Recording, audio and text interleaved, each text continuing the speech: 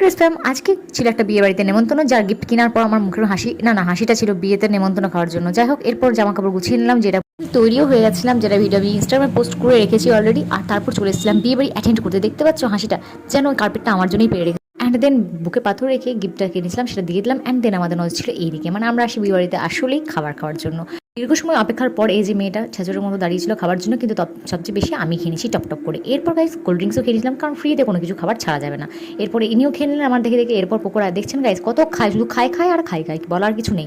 বানিয়ে নিয়েছিলাম একটা ক্যাটওয়াকের ভিডিও, জাস্ট ফানি গাইস। যাই হোক, ইনস্টাগ্রাম আইডিতে পোস্ট আছে, তোমরা দেখে নিও। এরপর খেয়ে নিলাম কফি। আর তারপর দেখি এখানে একটা অন্যরকম প্রোগ্রাম চলছে, মানে যার বিয়ে ছিল, যার ইনভিটেশনে এসেছিলাম, তারই বোনের অ্যানিভার্সারি। আমি দাঁড়িয়েছিলাম ওদের অ্যানিভার্সারি কেক কাটিংয়ের জন্য, আসলে আমি কেকটা খাবার জন্য দাঁড়িয়েছিলাম, বাট পেলাম না। যাই হোক, এরপর খেতে চললাম। এর দুবার বসছে গাইস, না মানে আমার সাথে সাথেই।